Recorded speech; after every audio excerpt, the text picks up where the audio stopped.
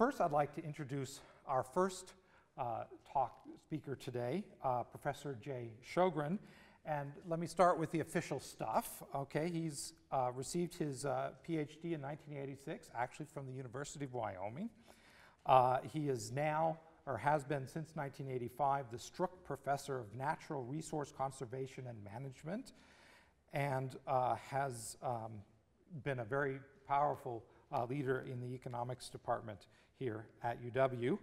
A couple of interesting things about his career. He's been a senior economist for the Council of Economic Advisors to the White House back in the 90s. At the early part of this century, he was a member of the Intergovernmental Panel on Climate Change, and when that panel won a Nobel Prize in 2007, Jay was specifically recognized as having contributed to that activity. Jay gave me a blurb. I mean, I asked for his copy of his CV in order to think about how to talk about it, and he also gave me a blurb. And the first part of the blurb has an interesting piece. Jay has become a foreign member of the Royal Swedish Academy of Sciences, and last year he was professor to King Gustav Karl XVI of Sweden. However, when you look at that blurb, that's that's the first two lines. The next four lines indicate that his real priorities, which are that he returned to Centennial, took up fishing, and I've noticed that he has had a number of roles in the plays hosted by the local Centennial Theater. He's been in Harvey. He's been in The Robber Bridegroom and The Pirates of Aspen County. That's an interesting combination there. And in The Mousetrap.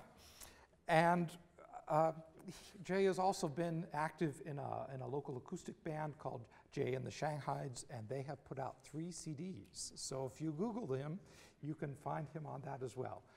Today, Jay is going to speak to us on balancing the books, who pays for managing climate change? Professor Jay Shogren. Much. The beard, you have to grow a beard like this to hang out with the King of Sweden. This is my valley. This is Centennial Valley outside of Laramie. And so when I give talks, it's a nice place, so I always like to have it there, not to show off or anything, but just to start with a nice friendly reminder of where I come from. So thank you very much for having me here today, given that the competition, you look like an NPR crowd, the competition is car talk. And, but you can get that on Sunday, so I think they repeat it, so you're not really, your opportunity costs are lower than if they didn't repeat it. But we're going to talk today about climate change, the economics of climate change. I'm an economist. I'm not a climatologist. I'm not a natural scientist. I'm a social, I guess, scientist. I'm more of the person that you would hire to come in if you have a very thorny problem and you just put me in the corner and give me a month or a year or whatever to think about it. I mean, I usually don't do things people pay me for. I mean, I'm not that sort of organized. University is the best place for me. Or in a policy arena where they just need people to sit around and try to disentangle hard problems and frame them so that policymakers can make decisions. The year that I spent in the White House, it was during the Clinton administration, and I was their climate economist. And so my goal there was to take all this information that was coming out in the 90s and try to frame the problem so that I could pass it on to my boss, who was Janet Yellen at the time. Janet is now the vice president of the Federal Reserve Bank, second in command to Ben Bernanke. And then she would report to the president. And I thought the Clinton's best line of it all was, he said, well, I'm convinced the vice president's convinced that climate change is an issue. All right, so it was very political statement.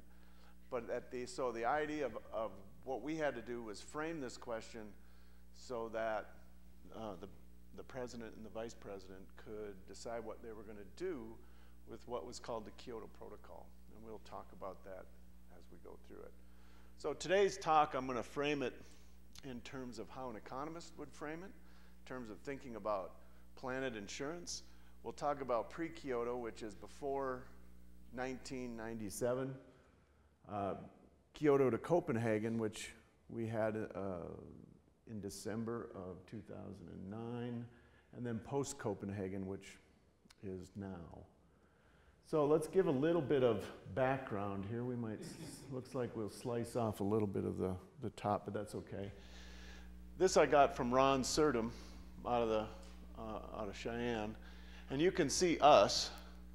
We are the BTU capital, which also makes us, given most of our BTUs come from fossil fuels, we're also the carbon capital. And you can see all the red marks here being the people who are interested in what we have to sell. And the university has benefited from it. I've benefited from it. We've all benefited from the energy resources of Wyoming in one way or another. And given we are the supply and we have a lot of demand, the issues in terms of climate change for us are very interesting, because one of the big issues is whether or not we should eliminate coal. And as we dig out 400 million metric tons of coal a year, this would have a significant impact on the state, how we think about the state, and whether or not somebody has decided they're going to pay us to leave the coal in the ground, or we're going to do it voluntarily, which I can't imagine.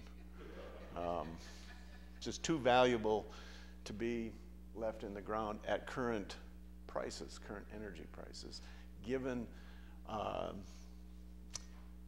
our struggles with coming up with renewable energy sources that compete on a cost effectiveness scale. So you can see over here on the right side, California's target for climate change, and this is what they passed in California. So the idea, by this year, they were going to have 11% reduction in the business as usual, BAU, emissions. The only way they'd hit that is because we went into a recession. All right. In 10 years, the idea is we're going to have 25% below 1990 levels, and by 2050, California is going to be 80% below 1990 levels of carbon emissions. This is really like turning a battleship on a dime, because our economies are driven by energy, and they're driven by fossil fuel energy. This is a very big target. And President Obama, when he was running for office 2 years ago, essentially took California's proposal and used it as part of his platform. And over the last 2 years, the idea has been that they were going to do something to this level, or at least propose it. But climate change is much discussed, but very little has happened in the last 2 years, other than different promotion of different technologies. But these hard targets that the Kyoto Protocol and the different countries around the world have tried to set hard targets have been pretty hard to actually hit or even pass. So in Wyoming, this is kind of the public view in terms of background. Do we feel that, I'm sure most of you have seen this at some point. So here we've got Arizona, Colorado, Wyoming. Is a threat. About 31% in Wyoming think it's a threat. About 57 and 12% it's not, or it's not sure. So 7 out of 10 people in Wyoming either think it's not a threat or isn't sure the vast majority. And we're not really that unique if you look across the states and the region. It's a big bulk of folks who do not think it is a significant threat. But business leaders do. This was a summit I was invited to up here a few years ago, where the Jackson Hole Policy Institute had a senior executive energy summit, and on their agenda was this GHG, greenhouse gases, was essentially unavoidable. So how can we craft federal policy without compromising the US economy? That's a fair question, given the US economy is driven by fossil fuels. How will national policy coordinate with international policy? Can we have federal legislation that's independent of the rest of the world? Well, see, this is the thing about climate change that separates it from every other type of risk, is that it is what we call a global public good or a global public bad, in the sense that it's, you cannot separate yourself from the rest of the world. So I spent a lot of time in Sweden, and there's 9 million Swedes, and they're incredibly aggressive about climate change, but there's 9 million of them. There's still another 7 billion people. And no matter what they do, it really doesn't matter. Just like voting, you know, your vote by yourself, well, it might matter, it might not matter, but you vote anyway. Well, that's sort of the Swedish view. Well, it doesn't matter, there's only 9 million of us, we'll do something. The Norwegians do the same thing, 5 million of them. So together we got 14 million people saying we're really going to do something. But that still leaves 7 billion thinking about what we're going to do and how we're going to do it. So designing federal legislation that's independent of the global community, you can sure do it. But a lot of my friends in Sweden wonder why they're paying $10 a gallon gasoline when, well, leaders, but you get the idea. Why they're paying it when the rest of the world isn't. You know, why are we doing this? Is this a leadership position? Are we punishing ourselves, good Lutherans, you know? We're feeling guilty about things. Why are we doing this exactly? Will industry adapt to meet the consequences of legislation? And how are businesses going to adjust if we actually do impose a cap and trade system in the United States? And can we ensure energy security in a carbon-constrained world? And this is a very big issue, especially when we talk about drilling offshore or drilling in Alaska in wildlife reserves, or drilling in Wyoming with sage grouse issues and different habitat of endangered species. What does it really mean to be energy security when a lot of our energy sources come from abroad? Even though Wyoming is the biggest supplier, we still have a big chunk of energy that comes from abroad. And what does it mean to Wyoming if we really talk about energy security for our agenda over the next few years? And then the economist question. The scientific consensus here in terms of climate change. You know, as I said, I'm not a climatologist, and for a long time I was a climate agnostic. Right? My job is not to advocate anything other than balance. My job is to look at the costs, look at the benefits, think about it, juggle them around, try to see which ones are inflated, which ones are deflated, which ones are exaggerated, which ones are driven by political agendas, which ones are driven by scientific motivations. So, you know, if half the time I sound like a Democrat and half the time I sound like a Republican, it's because I'm neither. Right? I'm an independent. That's my job, is to just take all the information and do this and juggle it all.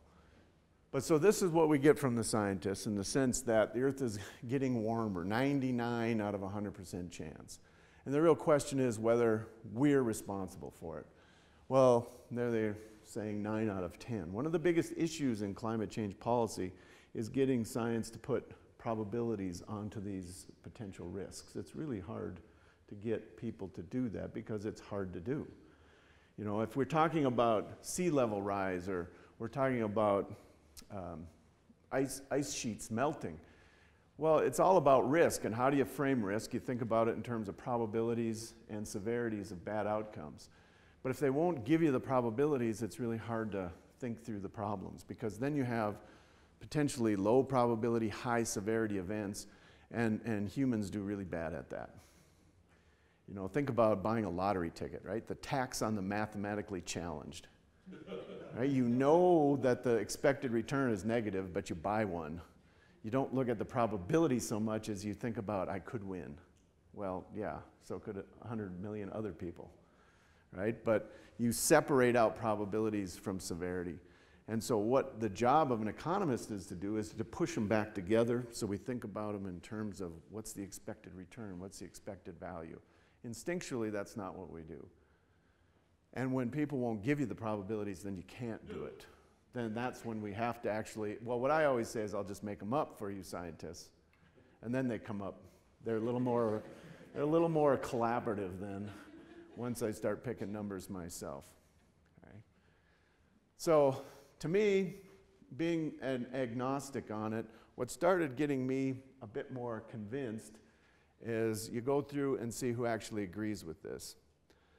The American Academy for the Advancement of Science. Well, that's our flagship set of scientists, right?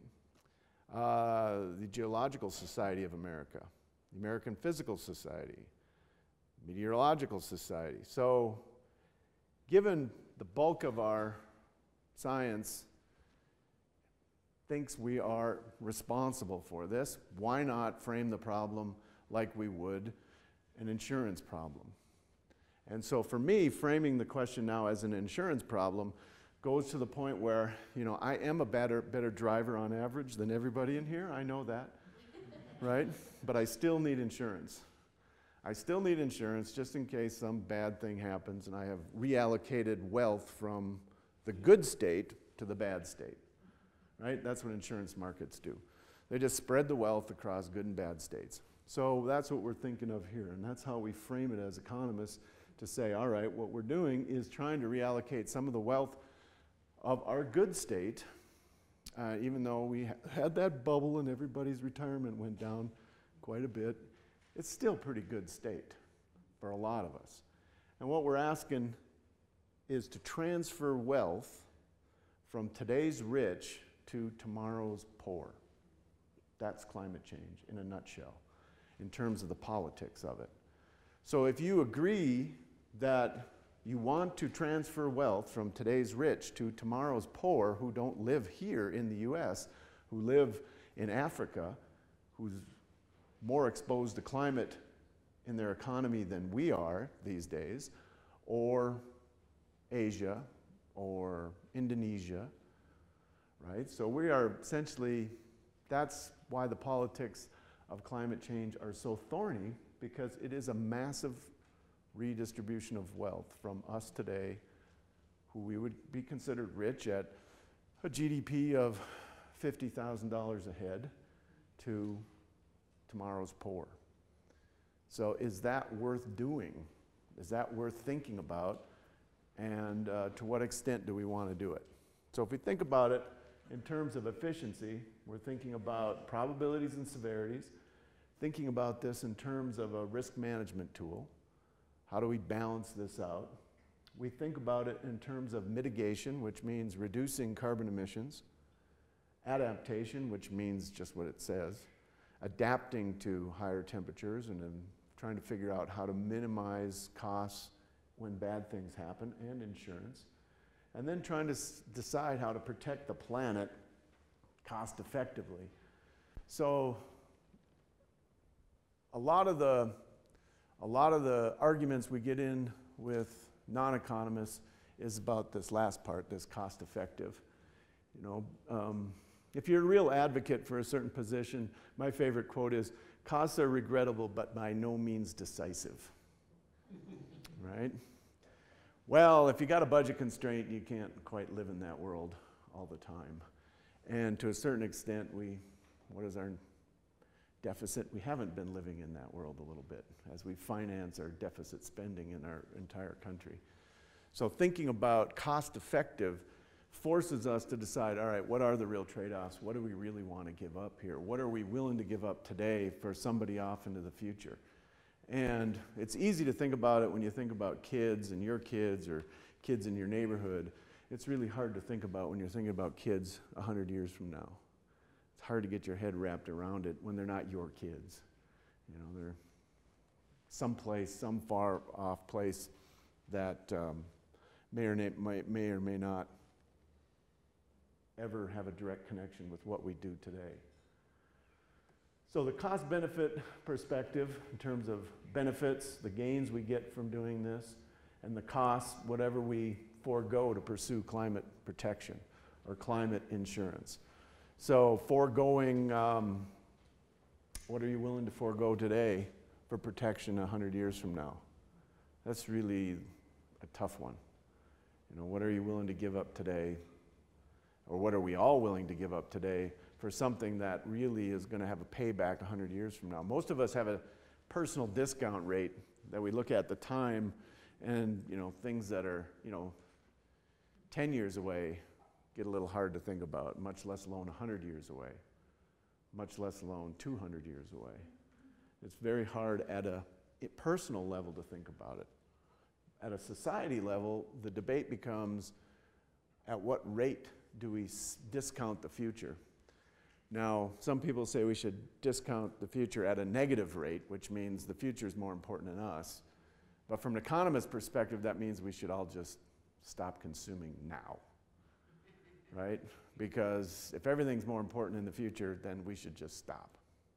So negative discounting, we don't necessarily do that. Zero discount rates, that means everything that happened happened in the past and happens in the future have exactly the same weight across decision-making processes. Well, maybe. It's not how we do it personally, but maybe that's how we should do it as a society. It's not how the marketplace does it, but maybe we should do it as a society and just say everything's more important. Well, the counter to that argument is that would be us, the poor, subsidizing the rich, the future.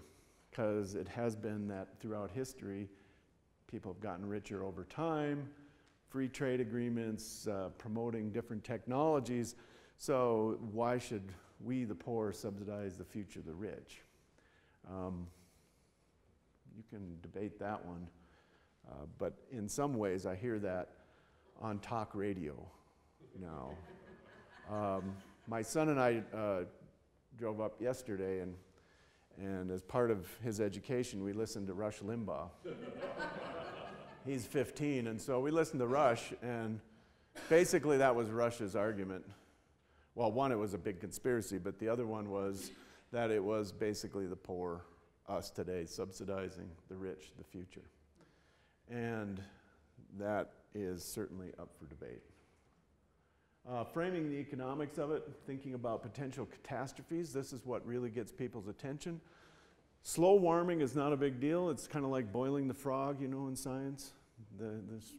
I don't know, I've never actually tried this. This could just be an urban legend, but if you turn up the heat slow enough, the frog boils, happily. So, but that doesn't get people's attention in this policy arena. What gets people's attention is the idea of the Gulf Stream shifting. Big changes, big catastrophic events, flipping of climate systems. And those low probability, high severity events move policymakers. Whether or not we can outsmart ourselves, this is a good question. Whether we can actually adapt. And then thinking about the global participation of emerging economies, China and India. So here we've got over 2 billion people who want what we have, and they want it now. And who are we to say no? So in these delegations, when you have these big meetings, the Chinese, I think my favorite line of the Chinese is, you guys are talking about reducing luxury emissions. You guys are talking about reducing things that are luxuries, like an extra car, or leaving your lights on at night, or whatever you want to decide. What we're talking about is survival emissions. And you're asking us to reduce our growth when we have 2% or no, what is it? So what's their GDP now? It's about $10,000 per capita, which is up in the last 20 years from about $2,000, right? So the rule of 72 is you take whatever your growth rate is in economy and take 72 and divide it by that growth rate, and that's how fast your economy doubles. So if you've got a 10% growth rate, China's economy is doubling every 7 years. So 2004 to 8 to 16 every 7 years, if they can keep up a 10% growth rate.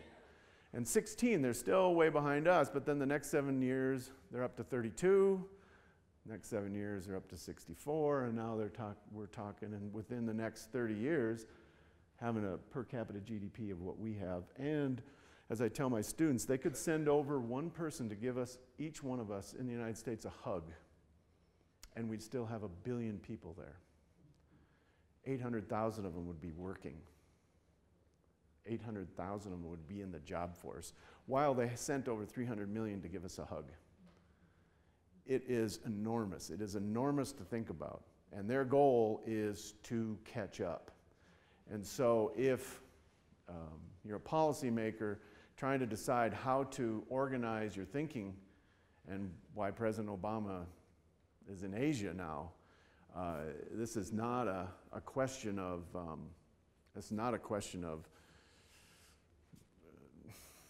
having them run our life. It's a question of what the future holds, and that's just China, and that's India and Indonesia, and they all want what we have. So it becomes a pretty big challenge.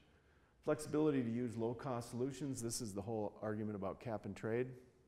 Tom Crocker at the University of Wyoming thought up the idea of cap and trade back in 1966, and the whole idea of fixing a quantity of emissions, pollution, and then allowing the market to trade to those who need it the most and those who can sell it. Great idea, brilliant idea. It saved the world trillions of dollars over the last 50 years. And actually now, economists are less likely to propose it than environmentalists and green groups, because it does two things. It sets a hard quantity constraint, a hard cap, and then it gets the economists off their back because the price can vary. And then we don't have anything to complain about anymore because the market's doing its job. And then as economists, you know, we just have to shut up if the market's working. So it is, you can call it cap and tax. Fine, that's what it is. It's a tax on your energy use.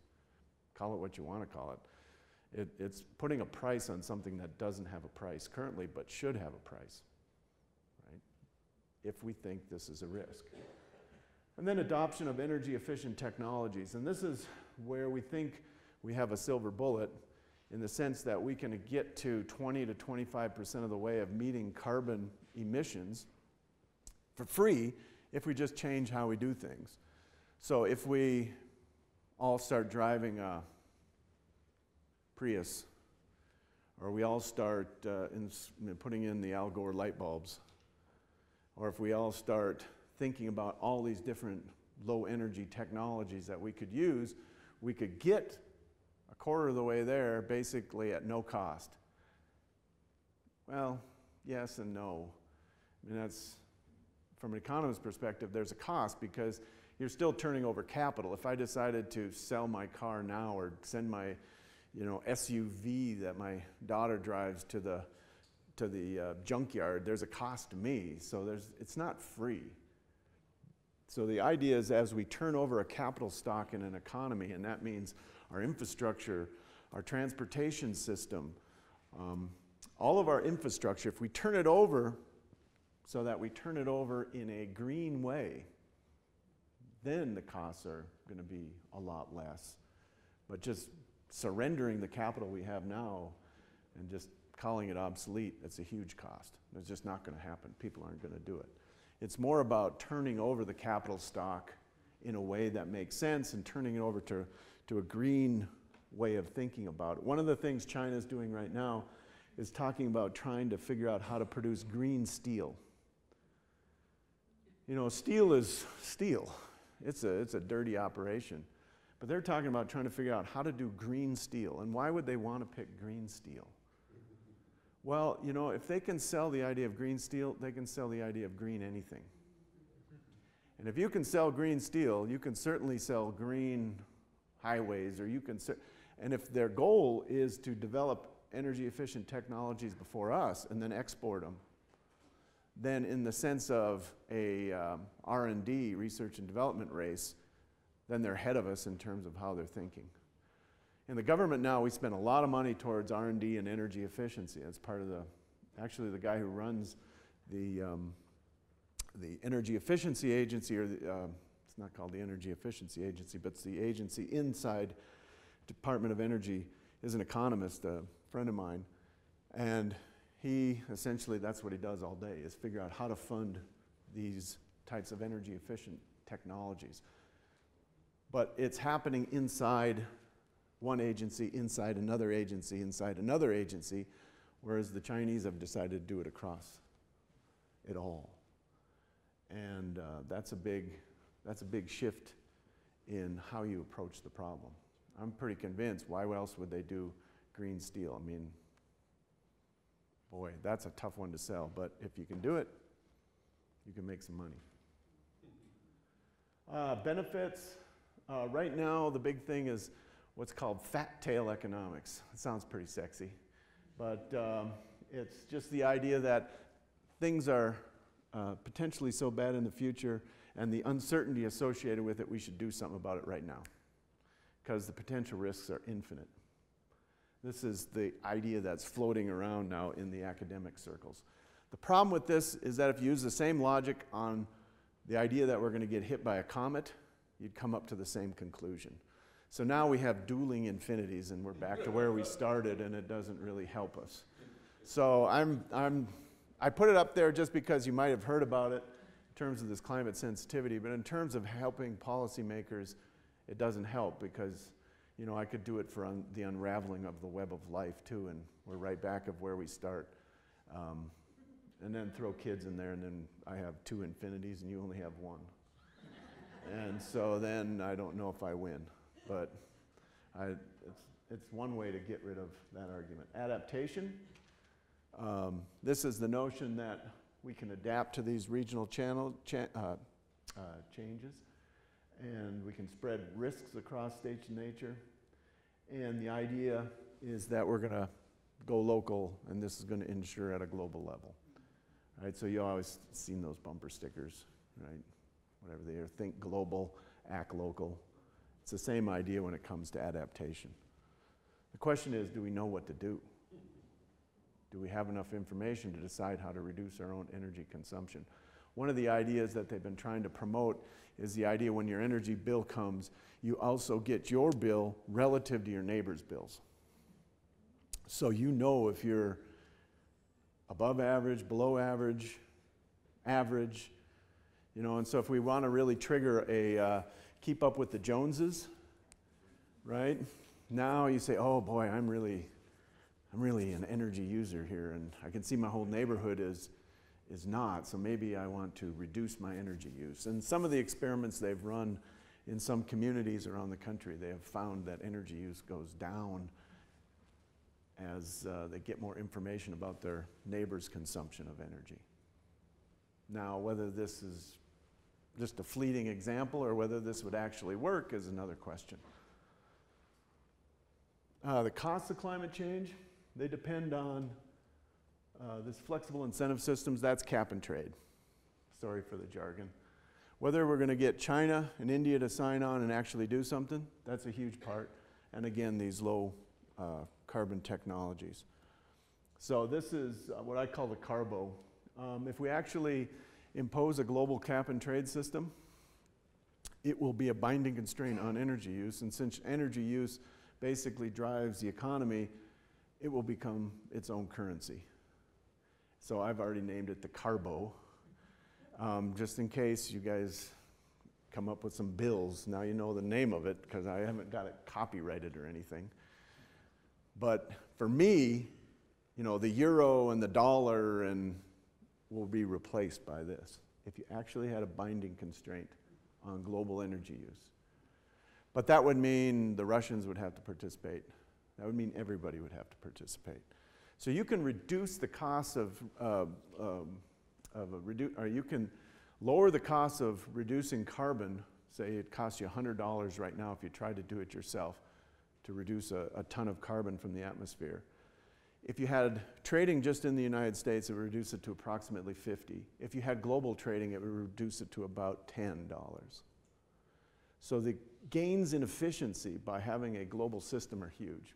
The problem is the Russians would be the monopoly seller. And if they decided to sell you stuff and then did whatever they wanted to anyway, who really has any teeth to go in and do anything? Right? Certainly not the United Nations, and surely not us.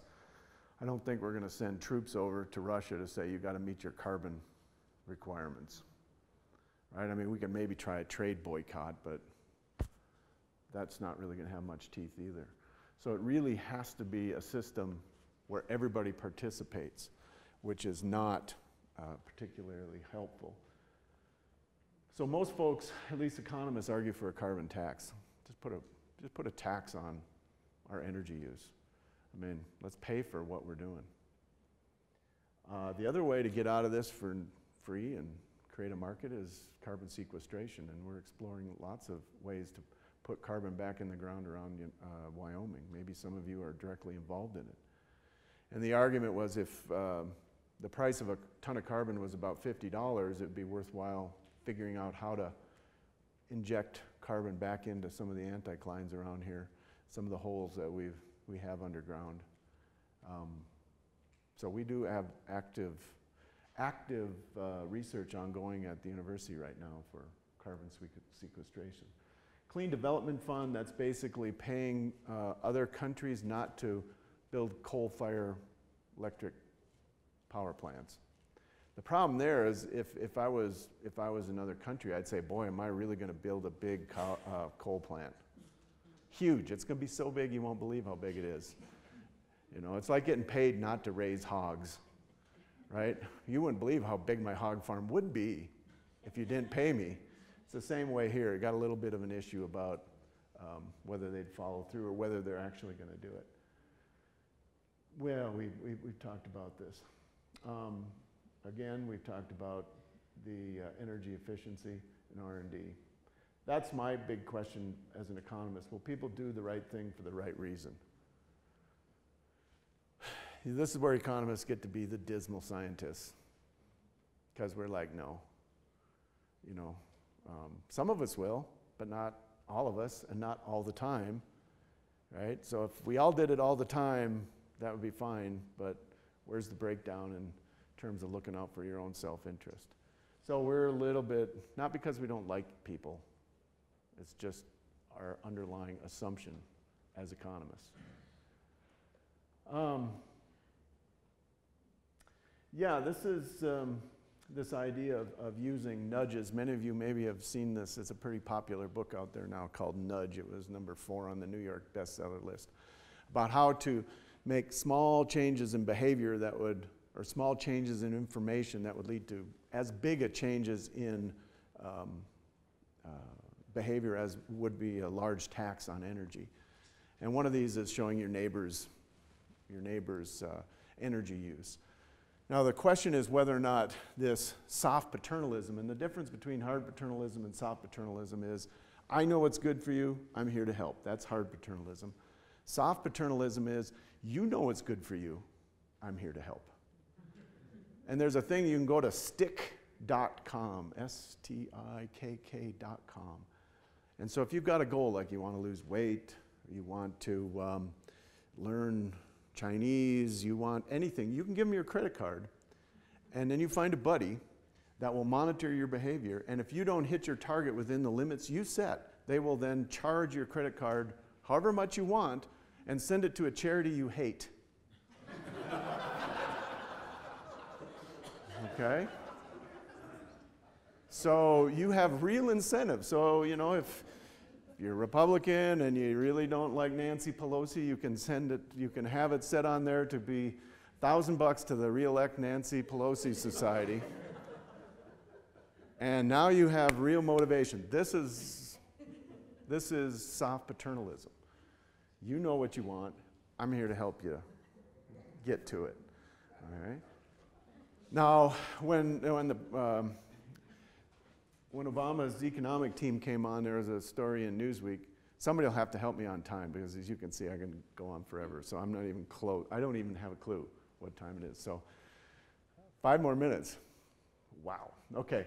So there was a story in Time or Newsweek which said all of his economists are now quote unquote behavioral economists, which means humans count, or in terms of our ability to, or our inability to follow through, and our ability to procrastinate and this and that. So their economics team was all these behavioral economists, but since with the bubble burst, we haven't talked about that too much anymore, because we've just kind of focused on trying to get people back to work, not on tweaking your behavior, which is essentially what this is about. Wow, okay. So let's just get through that one.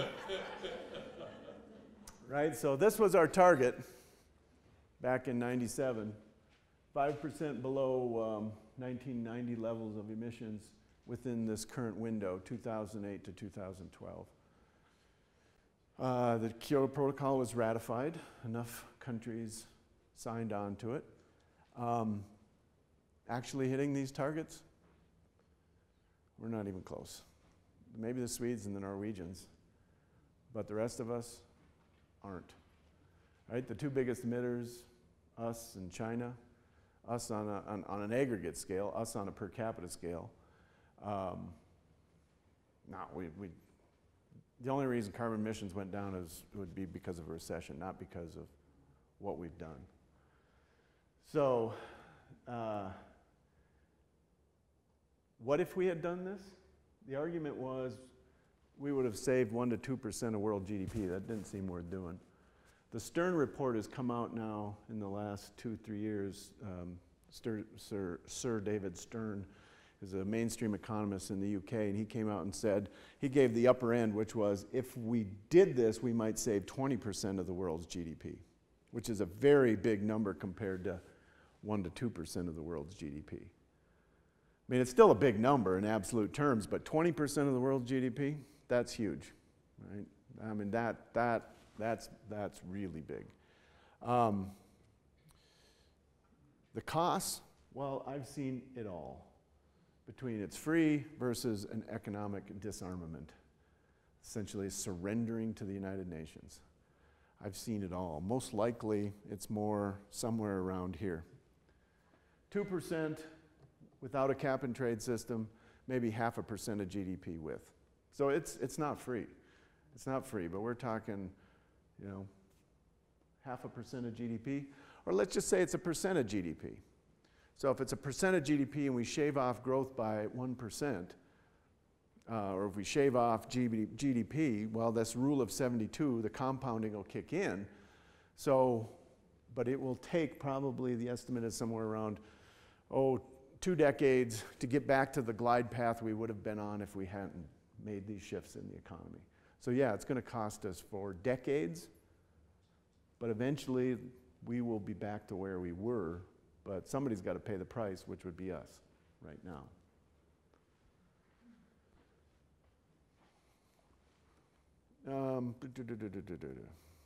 We talked about that. We talked about that. Well, there was no ratification. The Bush administration said, forget it. We're going to work on climate change through technology. The South African summit piled on every issue under the sun: gender issues, children's issues, intergenerational equity, equity across Africa and the United States. It took a pyramid and flipped it on its head, and then it fell over. It didn't work. But now we're at this Copenhagen, and the Copenhagen, let me just get to it and I'll quit. The Copenhagen Accord really didn't do much. It was more talk about more resources to help poor and vulnerable nations, and we're going to create a fund for about $100 billion, which is not a small amount, but considering what we're talking about for a world economy of trillions of dollars, it's a pretty limited response. Again, commitment to cut and register to abide. That has no teeth. Right? I mean, it's another voluntary system, which they have no teeth. So, for me, what steps are we prepared to do this decade? So politically, it's a move forward. In terms of doing something concrete today, it's not. Most people had responded with a plan. And some of the biggest emitters have responded with a plan. And we came up with our plan here, 17% cut in emissions, but again, nothing is binding. So that's where we're at. The notion that this is a debate between green jobs and red, white, and blue jobs, I understand the political rhetoric of that. And I understand why it might get framed that way if you were someone not interested in climate change. I don't find it very useful. I don't find it very useful at all. I find it as deflecting off this question of thinking about things as planet insurance, organizing it about how much wealth we're willing to transfer from the good states and the good times today to potential bad states off into the future. And if we're not willing to do it, I can't see the Chinese or the Indians or anybody else willing to do it either, except if they can figure out how to make green steel, because then they'll figure out how to make green everything, and then they'll sell it back to us. Right? But with that, I will stop. Thank you.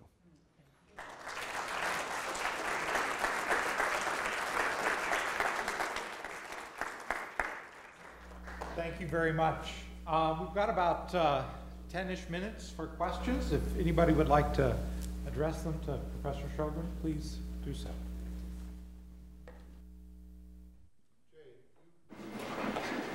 You left me with not a lot of hope that anything's going to change, but when you talked about crises, and there are external issues, if you will, to the whole question, which may force change. Do you have some thought about those, such as a rise in the price of liquid fuels, and what might cause that or encourage that?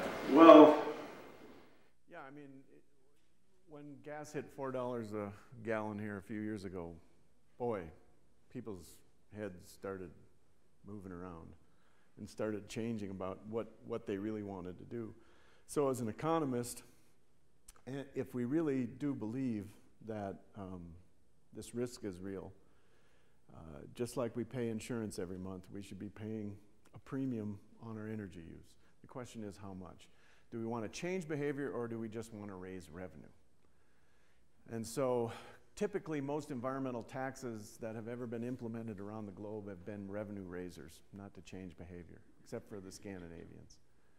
And so the question I would have is, if we don't have the political gumption, or we can't do it for whatever reason, to enact some cap and trade, would we have enough of a reason to enact a significant carbon tax that would actually change behavior? And at least right now, doesn't seem like it. Right? Not now in a economy coming out of a recession. We're talking about repealing taxes, if anything. And so they have what's called the double dividend, which is, the idea of a double dividend is I tax the bad thing and I reduce taxes on the good thing. So the idea is I would reduce the income tax that we pay, but I would raise the tax on energy. And so the money that we need to reduce the deficit and run the government wouldn't come from the income tax, but it would come from the carbon tax. And if you can make that argument, perhaps then you would be able to sell it a lot easier than saying, no, we're going to leave income taxes here, or taxes on consumption here, and then slap another tax on it. But instead, say, all right, we're going to tax the bad, reduce taxes on good, because we want people to work. that's hard. That's hard to sell, but it's one option. That was my same question. You sort of skipped over the carbon tax, I guess, because you felt it's impossible, or? Well, yes. Today, yes. I mean, we tried to pass a 0.5 cent BTU tax in the mid-90s, and it wouldn't go anywhere. We tried the Kyoto Protocol. There was a 97-0 vote or 95-0 vote that said we won't ratify any of these things that include a carbon tax unless China and India are involved. And that was Democrats, Republicans, everybody. That was the Senate voting. We're not even going to touch this thing. So in that sense, yeah, it's hard to get a carbon tax idea through right now.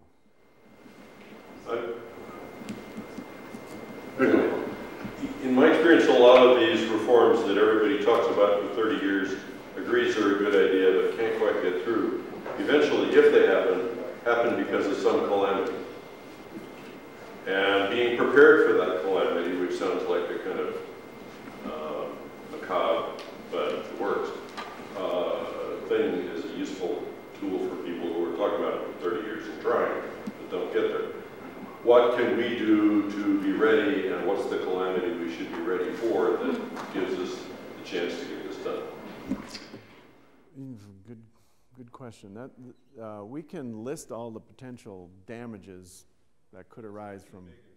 Yeah. Well, the big and dramatic one, the one that got the attention of my boss, Janet Yellen, was talking about the shift in the jet stream, in the Gulf Stream, a big movement in where the warm air comes from, due to climate change. But then it's essentially too late, right? It's already happened. But those are the type of catastrophes that get people's attention. Huh? Can we help move one along? We are already. We can turn off the lights, I suppose, and we're already doing it. That's the hard part about it. Right? Talking about it, and we environmental economists, we have our conferences, and we almost feel guilty because we fly these places to talk about it. We feel like ambulance chasers. We fly everywhere to talk about all these problems. Nowadays, we can sort of alleviate our conscience by buying carbon offsets. So you can go on to British Airways and you can buy your ticket and buy carbon offsets, which means for how much carbon I emit for flying over to London, they'll plant so many trees, which will balance out my carbon debt. So you can buy those now if you think it's going to matter. The problem though for the commitment, as you outlined it, is like a 20 to 30 year commitment. Do you, one of the big questions that I hear arising is the U.S. and the U.S. will the U.S. step forward and set an example and joining in, etc. Do you think that our political system, our length of terms for presidencies, etc., would allow for a buy-in of that length of time? We've never been faced, I don't think, we've always been able to stay independent, but as the world population grows and we're trying to work with it, how does that all make sense? Yeah, the rosy picture of that is we've done it before, like with CFCs and the ozone hole. All right, so countries around the world reacted quickly to that problem, eliminated CFCs from production, and that happened for a couple of reasons. A, this was happening right now, and B, we had a substitute, right? So essentially coming up to an international agreement is pretty easy when it's immediate and you got a substitute. Here, we have substitute energy sources, we just have so much cheap fossil fuels still that those things override any 4-year term or 2-year term or anything like that. As long as the fossil fuels are still priced like we like them priced, which is low, because it's good to have extra money to do things. As long as we like that, then yeah, we're not paying. If we think we need to set aside some money for an insurance policy, we're not paying for the policy. and it's up to us. Whether we can convince our representatives and whether we can convince enough people is another matter. But when you get Democrats and Republicans in the Senate all voting 95-0 not to ratify any treaty that doesn't include the big players, this cuts across everybody. This isn't Democrats versus Republicans. This is everybody. It's all of us. A story for you that I think would be very appropriate for this forum. I found a story that was told to me to be very disconcerting. I'll footnote it with something my father told me when I was a little boy. He said, if you don't believe anything you hear and have what you see, son, you should do okay in life. I was talking to a young man from California whose father was an industrialist in California who had a business where he made those little black pots that you get your plants in the greenhouse in. And in California, he paid some sort of tax to offset the fact that it was using oil. And his father paid over $1 million, enough money to plant over 1 million trees, and not a tree was planted. And somehow that money went somewhere. I'm not going to say where, but didn't plant one tree. Well, if we want to structure the tax system so that it's earmarked for whatever target you want, then we have to earmark it. And it has to be set aside so that we accomplish the goals that we want to see. Now, this is a whole other issue about whether or not earmarking makes sense. But we can talk about that later. But if you want to see results, then it's got to be earmarked. Simple as that. How the story ended was his father became so frustrated with this money that he was paying going nowhere that he ended up selling this very lucrative at one time to survive. Yeah, well, that's the trade-off right there. You know, what we want, what we need, what we can have, versus future demands. And whether we think there is something we can do today that's actually going to reduce the risk of tomorrow. If it's not going to work, then why invest in it? If it is, it is. I'm sorry that we need to end this session, take our break. You can come up and talk to Jay briefly or hang around for the roundtable over lunch and